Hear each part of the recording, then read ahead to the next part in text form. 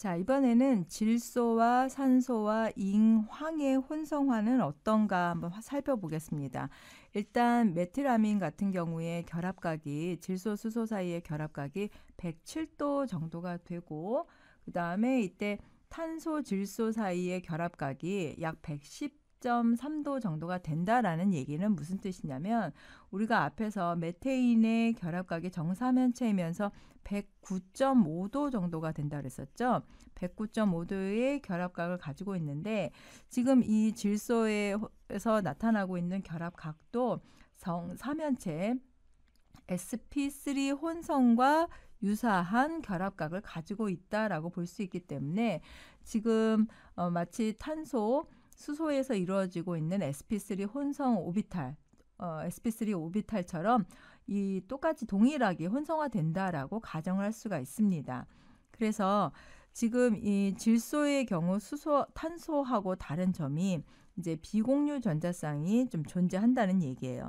어쨌든 이 4개의 sp3 혼성 오비탈을 형성하면서 탄소, 수소로 이루어진 메테인과 유사한 그런 sp3 혼성을 하고 있다라고 볼 수가 있고, 자, 이때 그 비결합 전자가 있었죠. 고립 전자쌍이라고 하는 부분들이 있고, 그다음에 3개의 sp3 혼성 오비탈이 각각 존재한다라고 얘기하는 것은 우리가 그 혼성 오비탈을 표현하는 방법이 있어서 질소 같은 경우에는 혼성을 하기 전에 이러한 형태의 전자 배치를 하고 있었습니다.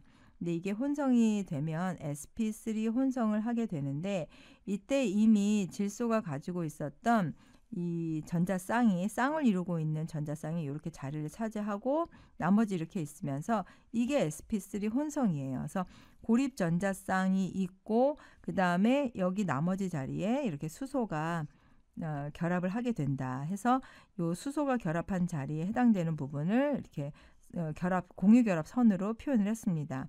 그러니까 고립 전자쌍, 즉 비공유 전자쌍에 해당되는 부분도 sp3 혼성에 참여가 된다라는 이야기를 앞에서 이제 그 메테인을 설명하면서 같이 비교해서 설명을 한 바가 있습니다.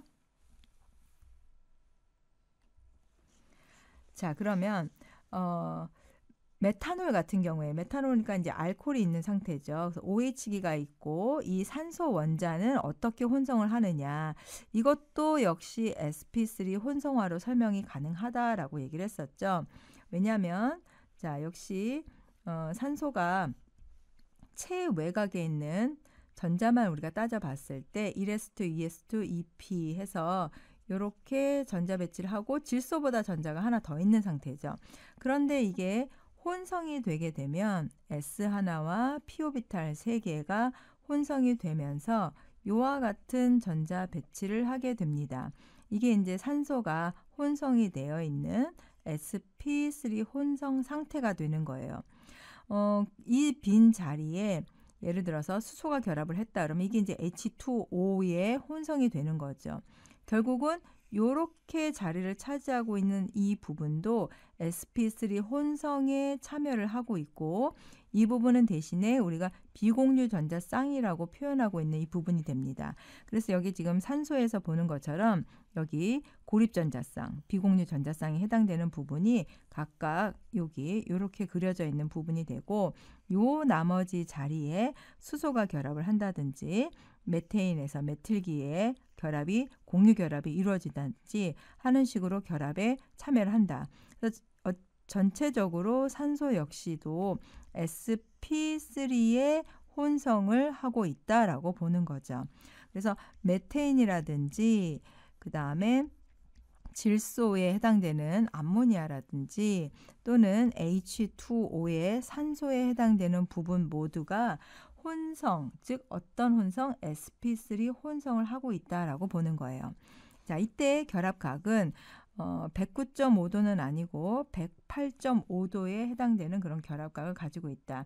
약간 결합각이 작은 부분에 있어서는 이 비공유 전자쌍들의 반발력 때문에 작용한다라고 볼 수가 있습니다. 그래서 뭐 질소나 산소뿐만 아니라 인이나 황에 해당되는 부분도 우리가 어 비등한 예로 같은 예로 설명을 할 수가 있어요.